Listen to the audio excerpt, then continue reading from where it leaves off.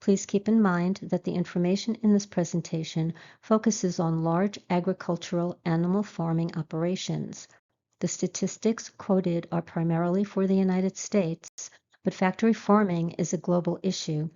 Globally, all numbers used would be substantially higher. Let's turn our attention now to chickens and turkeys. They are the most abused animals on factory farms. Chickens are highly social creatures exhibiting a variety of interesting behaviors in their natural lives. Chickens in their natural setting are far more complex, alert, and socially rich than most people imagine. Away from the confines of coops and commercial farms, they are active, curious, and deeply connected to their surroundings. Socially, chickens form stable hierarchies and close relationships. They recognize individual flock mates, remember past interactions, and maintain a pecking order that governs everything from a feeding position to sleeping space. In chicken language, hens cluck to their unhatched chicks who chirp back. They are known for at least 24 vocalizations, such as alerting the flock to dangers, calling their chicks, or signaling the discovery of food. They recognize words, show sympathy, solve problems, and follow specific instructions. In their natural setting, chickens reveal themselves not as simply barnyard animals, but as intelligent, adaptive, and decidedly wild creatures, alive with instinct, communication, and personality. Chickens can live 5 to 10 years in their natural setting. They do not get to live that long, nor do they get to exhibit any of these behaviors on a factory farm. Chickens are the most abused land animal on the planet. There are over 200,000 chicken farms. In the U.S., over 25 million chickens are killed every day. Those that survive are typically slaughtered at 42 days old. In the U.S. alone, the 25 million chickens killed every day equate to 9 billion killed annually. How big are today's meat chickens? Meat-type chickens currently grow to market weight in 6 to 7 weeks, whereas 50 years ago it took 3 times as long. They are bred to grow so big so quickly that their legs and organs can't keep up. They suffer from heart attacks, debilitating leg deformities, and broken bones. Looking at the chart, you can see that today's broiler chickens are significantly larger over the years. Looking at the top picture, this chicken can't walk due to his chest size. This selective breeding is to prioritize rapid growth and high muscle yield. I often hear, "I don't eat red meat, I only eat chicken." Remember that it takes 100 chickens or about to equal the size of one cow. Battery cages are the most common housing for egg-laying hens. The name comes from the arrangement of rows and columns of identical cages connected in a unit as in an artillery battery. The hens are kept inside these cages for up to 2 years. The standard laying house can contain between 50,000 to 350,000 laying hens, with operations in the Midwest housing 1.5 million to 4 million hens across multiple houses. In the U.S., cages house 6 or more hens, providing a living space of a standard piece of paper. These living conditions cause frequent death because they can get trapped or impaled on the cage wire. Around 72% of hens are used for eggs, over 300 million animals, and they are confined to these cages. Living in cramped conditions leads to bone fractures and feather loss. The discovery of vitamin D made it possible to keep chickens in confinement year-round.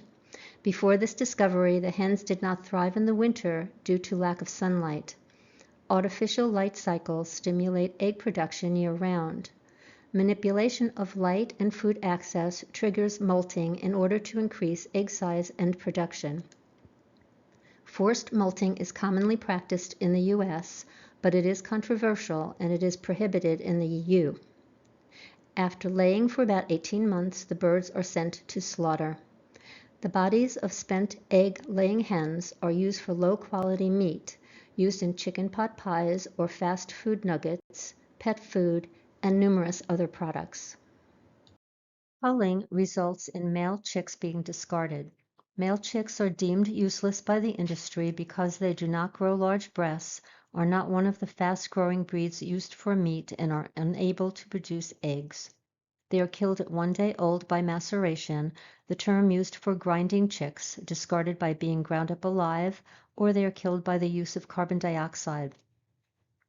The use of carbon dioxide is gaining traction due to consumer backlash surrounding maceration.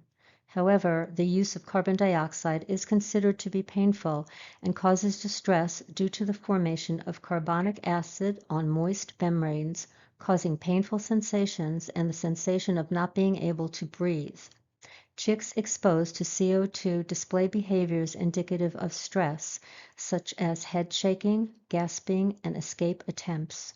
These behaviors have been observed even at low CO2 concentrations before the chicks become unconscious.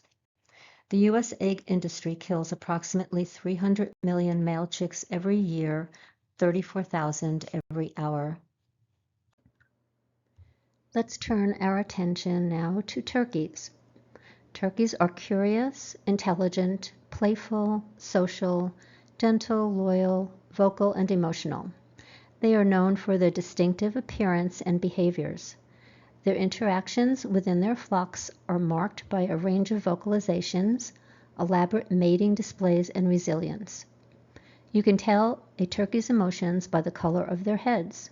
The more intense the colors, the more intense their emotions.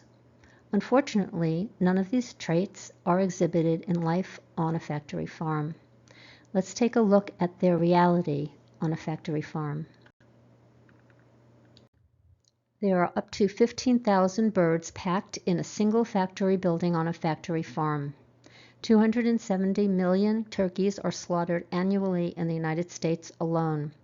Nearly 45 to 46 million turkeys are killed every year for Thanksgiving in the United States. Turkeys are slaughtered between the ages of 4 to 6 months old.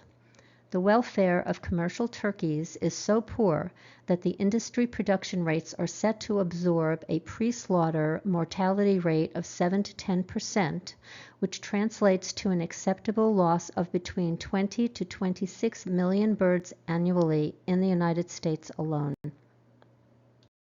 Let's talk about the standard industry practices for chickens and turkeys called beak conditioning. Sounds like a nice term to take care of their beak, right?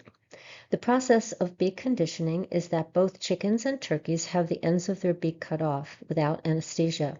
This is done soon after hatching. Some turkeys starve to death before they are able to eat again, others die of shock on the spot. This procedure is also called beak trimming. It is a painful procedure that involves removing 1/3 to 1/2 of a chick's beak, again done without anesthesia. The procedure is performed to prevent feather pecking and cannibalism. Countries that have banned beak trimming are Norway, Finland, Sweden, and Denmark. Let's discuss the standard industry practices for turkeys. Turkeys have a few additional procedures done to them. When turkeys feel threatened or are frightened, they will defend themselves. So, to avoid workers and other turkeys from getting hurt, the first or the second and first section of the toe is cut off. Detoeing can cause lifelong pain and debilitation so severe that the turkeys are unable to walk properly, using their wings as crutches to reach food and water. Desnooding involves cutting off the fleshy red part that dangles over a turkey's beak. This procedure is performed to avoid aggressive behavior, as the snood can become a target for aggressive pecking. Debeaking was described on the previous slide. These three procedures are performed at one time. They have their toes cut off, their snood cut off, their beak cut off, followed by an antibiotic injection, all done without anesthesia. Let's look at how chickens and turkeys are transported. Their transfer from the cage to the crate to the conveyor belt is rough and causes injuries. You can see the process on the lower picture of how the catchers quickly grab them by their ankles and stuff them into crowded crates. Many suffer broken wings and broken legs. They experience trauma from loading and transport. At the slaughterhouse, the birds are either pulled individually from their crates, or the crates are lifted off the truck, often with a crane or forklift, and the birds are dumped onto a conveyor belt. The next slide will discuss the manner in which chickens and turkeys are slaughtered. In the processing plant, the birds are hung upside down by their feet on a conveyor. They are carried to the water bath where their heads are dunked into electrified water meant to render them unconscious, but often only paralyzes them when the effectiveness of the water bath is compromised. Their throats are slit on a circular blade after exiting the bath, while still conscious if not properly stunned. They are then put into a scalding tank to loosen feathers. The killing lines move so quickly that many of the birds are not properly stunned, and if they are not properly stunned, they often miss the blade. Nearly 1 million turkeys and chickens are boiled alive every year in the United States, and estimates are that millions have their throats slit while conscious. Please choose meals without chicken or turkey. Here is some information for you on ways to tailor your diet. Are you familiar with the variations of diets which eliminate all or some animal products? This list helps to clarify the differences. Take a look and see if one of them appeals to you, and perhaps you can start a paradigm shift. But remember, slowly is okay too, and small choices make a big difference. I've prepared a listing of recommended reading that addresses factory farming in various ways, along with a short description of the book's focus. Here is a listing of movies that focus on animal agriculture and are all very well done and worth watching. This list of recipe websites will provide endless choices in all categories. Please check them out. These plant-based products are my favorites, and I recommend them. However, if you try a brand and you don't like it, try another because they are all very different.